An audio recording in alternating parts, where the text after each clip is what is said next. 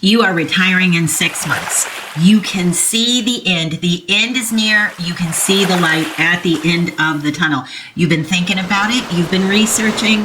You've been vacationing. And you have decided that you want to spend the rest of your days with a drink in your hand, toes in the sand, quiet vibe, Caribbean music playing, and you want to move to an island. All right, I'm with you. That sounds wonderful. That sounds like the place to be. Let's talk about it for a little minute. I am going to assume that you want to live in the United States. You don't want to leave the country. You want your own little quiet island in the U.S., and there are many of them. So let's just name a few, and maybe one of these is an island that you have targeted. So you have, off the top of my head, Amelia Island, Marco Island, Anna Maria Island, Sanibel is an island, although not in good shape right now. Technically, you could say maybe Fort Myers Beach is an island, also not in great shape right now. You have Key Largo, Key Waden, Siesta Key, Lido Key. I could keep going. And one of those might be one that you have been thinking about. And they all have great things about them. So if you think about island living, what is appealing to you? What makes you feel like that's it for you? That's what you want. Well, usually what people say is, I want something that's a little bit more quiet. I want something that is full of nature. I don't want the high rises up and down the beach. So why do people target an island to move to? Why do people decide that that is the life they want to live? So most of the time, it's because they want quiet. They want a quiet life. They want year-round sunshine. They literally want toes in the sand every day. And most people say, I don't want a beach that is lined up and down like Panama City, where you've got hotels and loud music up and down the beach. That is not for me. I just want to hear the palm trees rustling in the wind. I want to hear the surf breaking, and I just want solitude. And that sounds like absolute perfection. I agree with you. So I am assuming that you already know all the reasons that you want to retire to an island. I already think you have thought that through. So I could name several things that are wonderful about living on an island, but you probably already know those. As a real estate broker here in Florida, I do work islands. So for me, in my territory that I work literally every single week, I pick up Marco Island. I know that very, very well. Anna Maria Island, Lido Key, Siesta Key. Those are all places that are islands, and they're very, very popular. So these are places that myself and my team, we show property all the time on these islands. So what I would like to do, making the assumption that you already know the good things, I'm going to tell you a few things that you may not have thought of. All right, now, as always, I am never telling you you should not move somewhere. Never. This channel is for the purpose of education. So I want to tell you the good and the bad, and then you make that decision. I might tell you, listen, there's traffic everywhere. It's going to take you an hour to drive 5 minutes down the road. And you might say, you know what, I don't care, I'll walk. I might tell you to get in a restaurant during season, you're going to wait every single bit of 2 hours every single night during season because it's that crowded. And you might say, you know what, I don't care. I'll have a few drinks. I'll walk in the sand. I don't care. I tell you the things, and then it's up to you to decide how they work in your world. So I never want anybody to feel like I'm trying to talk you out of anything or talk you into anything for that matter. I'm just giving you the facts because that is exactly what I would want someone to do for me. If I was moving to an area that I thought was perfection for me, I would want to know the good and the bad. And it's okay if there's bad because there is nowhere that's perfect. Doesn't exist. I always tell anybody that I'm working with as a buyer, let's work to a 90% solution. If we get there, we have knocked it out of the park. So here are some of the things that you may not have considered. For example, Florida Keys. Let's use that as an example. That is not the peaceful, quiet place that you see necessarily on the brochure. The brochure is many times different than the real life. So you've got your vacation brochure, but you also have this real life brochure over here that nobody ever wants to talk about. So are there parts of the Keys that are quiet and peaceful? Absolutely. Are there places that are off in the middle of nowhere that are quiet and peaceful? Yes. But there are problems on these type of islands. So for example, I'm going to use Marco Island as an example. They have boil notices all the time. There's problems with the water. And when I say all the time, I'm going to say maybe 7 or 8 times a year, which is kind of a lot. And I might be shooting that low because we get these alerts that, say there's a boil order. So that makes people kind of nervous. They lose internet power often because these are island problems. These things happen.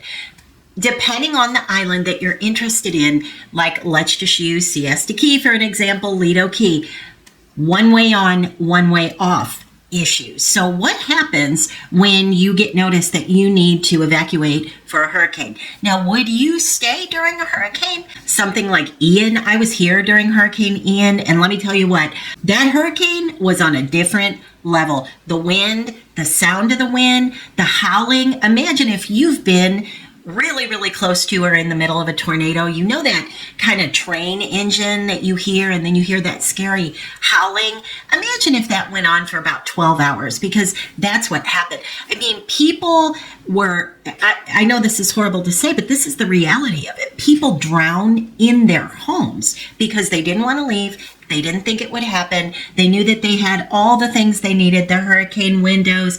They felt safe. Well, I have a friend that had to go to the 4th floor on Fort Myers Beach because at the 3rd floor, she went from the 1st floor to the 2nd to the 3rd. Well, by the time the water was coming up in the 3rd floor, she got really, really concerned. Now, listen, that storm, as we say here in Florida, was of biblical proportions. Do we think that's ever going to happen again? I certainly hope not.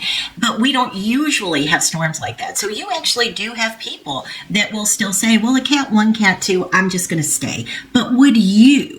And if you wouldn't, and many other people wouldn't, then it's sometimes really tough to make that decision as to when you leave, when you lock everything down and get the heck out of there, because one way on, one way off, you can end up in gridlock. And that can be kind of, that can be anxiety producing for some people. Don't take my television. Don't take my internet. Listen, you can have everything, but you cannot have those things.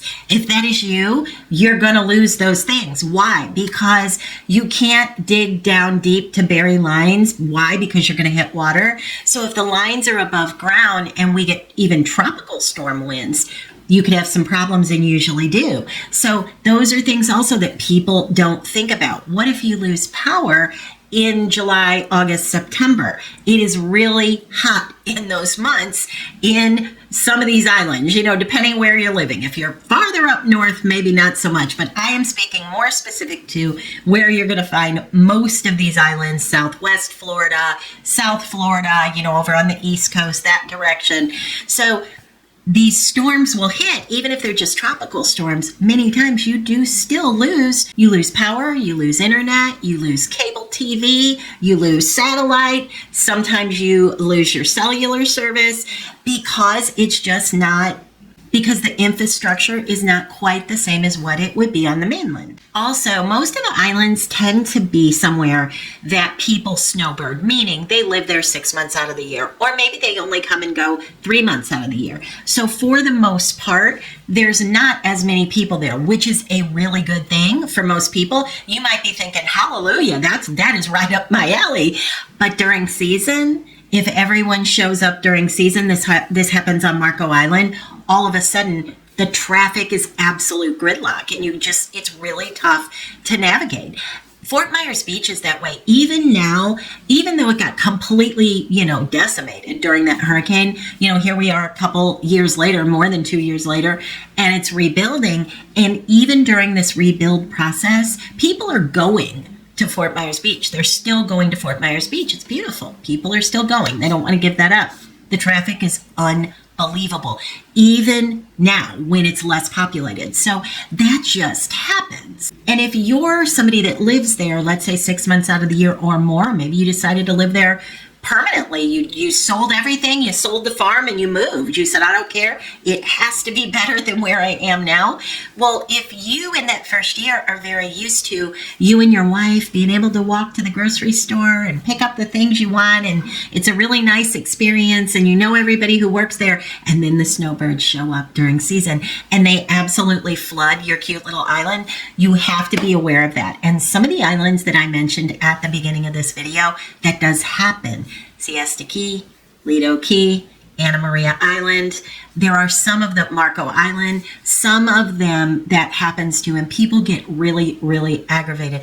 The other thing is medical care. So many times your hospital or your doctor's offices are going to be on the mainland. So you have to think about the drive, and you also have to think about emergency situations. Now I'm going to use Marco Island again for an example. Marco Island now has an urgent care, which is great, but you do have to cross the Jolly Bridge into Naples to get to the nearest hospital. So I can think of one situation of someone that I know personally that had a heart attack that was on Marco Island. And the ambulance got there and they needed to take them over to Naples for treatment. And it took 45 minutes where it should have took about 15 minutes. Now the person is okay, thank goodness. But those are things that sometimes people don't think about. If you consider Siesta Key, it's going to be the same thing. There is not a hospital on Siesta Key. You're going to have to get over to the mainland if you need medical care. And other things like, convenience of having doctor's offices and dentists and things like that. Now, some of these islands will have one or two little medical offices or facilities or doctor's offices, dentists, things like that, but you don't have a lot of choices. And if you have something that you need a specialty for, I don't know, let's say you've got a chronic kidney condition or something like that. I'm making it up. Hopefully you don't. But if you do, you have to go off that island and then sometimes drive quite a distance to get the care that you need. The other thing is many of those islands being seasonal, if they are somewhere that does what I described with the snowbirds, it's really hard for the owner of a restaurant or any business to know how to staff that. And staffing is a problem. So who are you hiring? First of all, if they're going to leave and only work part of the year.